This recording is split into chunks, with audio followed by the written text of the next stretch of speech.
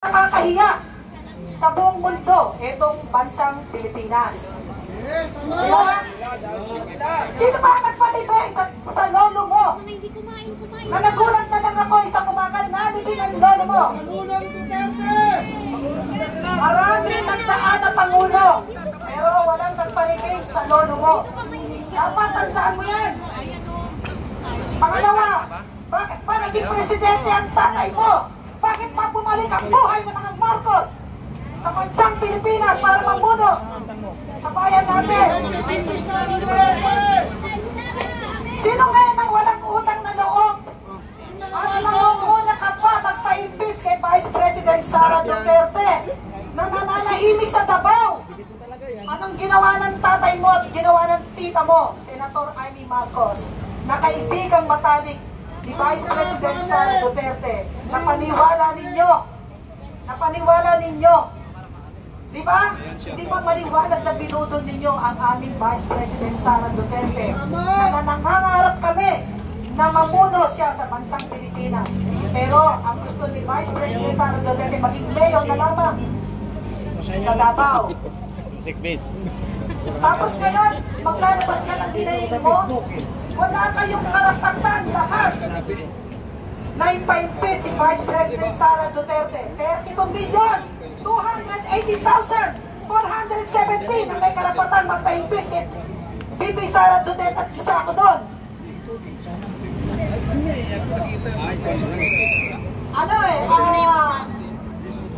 Hindi ko maintindihan nakikita niyo ba?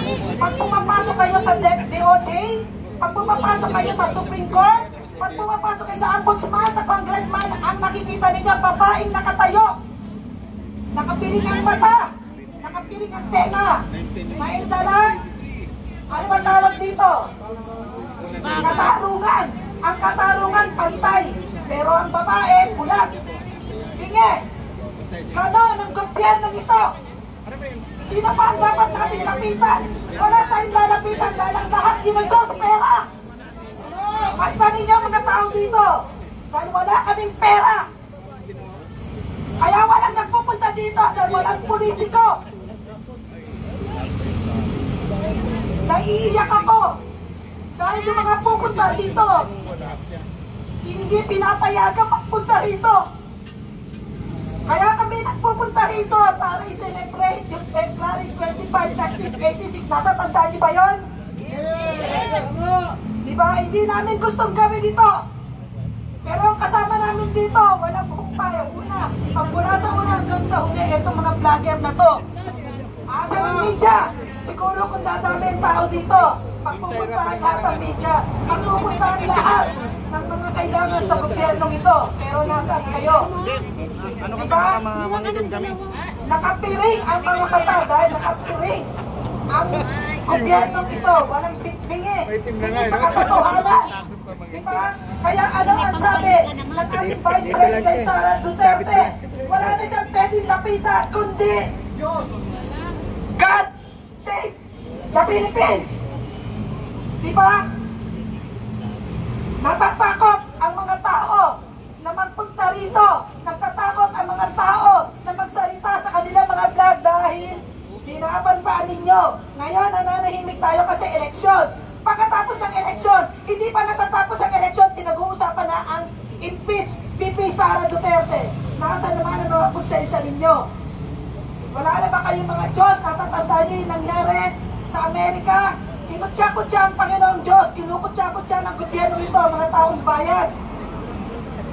Di ba? Sino ang tatayo para sa mga taong bayan? Tayo. Hindi na pinag-uusapan ngayon ang BICAM. Di ba? Ang korupsyon, hindi na pinag-uusapan. Hindi na pinag-uusapan ngayon ang adiksyon. Kasi ayaw magpa-drug test ang ating Pangulo. Na inihiling na nakararami. Di ba? Ang kriminalidad, pinag-uusapan ba sa Kongreso? Pinag-uusapan ba ang kagutuman ng 20 pesos na putang yan? 20 pesos na bigas na yan? Pinag-uusapan ba yan? Hindi, di ba? Ang korupsyon, bingi ang lahat. Wala. Dito, Sabinas, tumaas walang na rin. nakikinig dito kundi kami lamang. Pero nagpapasalamat ako dito sa mga vlogger na to. Wala silang kinakat. Tumutulong ang sipon namin. Lahat nangyayari dito. Talagang pinapakita nila. Dito, wala. May nabigay kanina na 2,000 para pambili ng tubig. At nagpapasalamat kami sa namumuro ng Quezon City Hall. Si Mayor Belmonte na nagbigay ng business, permit para magawa namin itong rally na to. Itong rally na to ay peace. Karamihan dito ang magpupunta puro senior sana. Pero nasaan? Wala kasi pinawalan sila na magpunta dito. Diba? Paano na tayo ngayon? Paano na ang gobyernong ito? Wala na. Ang kahilingan na lang natin, magdasal na lang sa Diyos. Yun ang meron ng ating Vice President Sara Duterte. Ma'am, hindi kami matitira at hindi kami magpapabayad. Nandito kami para sa'yo kahit ma-impeach ka. Nandito kami. Hindi nila maliling lang ang bayan nito, ang mga Pilipino. Tamang pa, maraming salamat po. Ang ating saloobin kahit sino po, everybody welcome.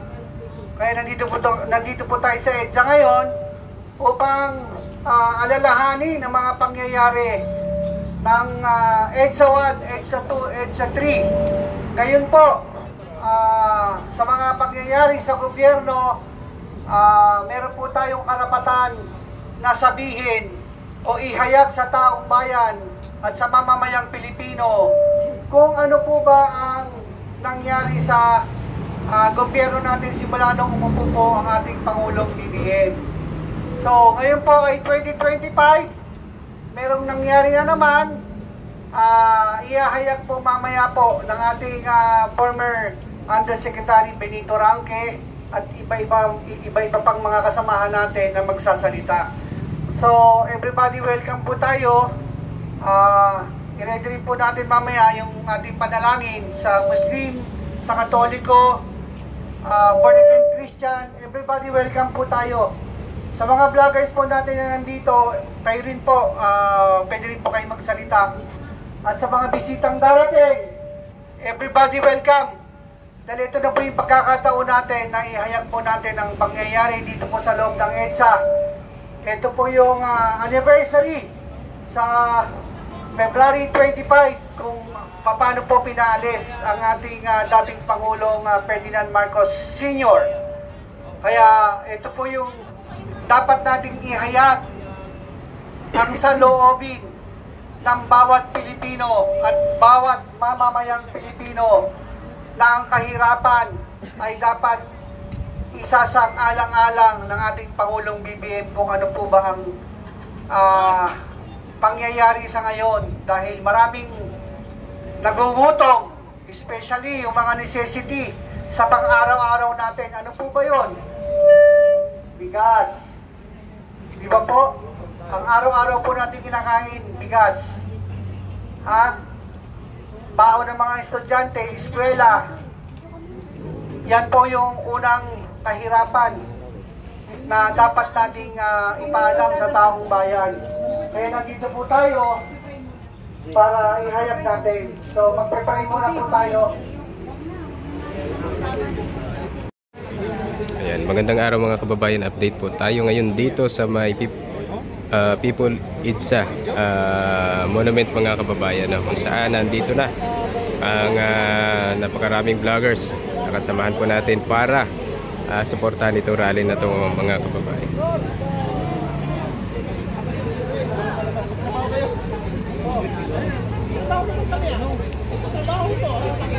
Harapin mo na lang. Harapin mo lang pagsubok.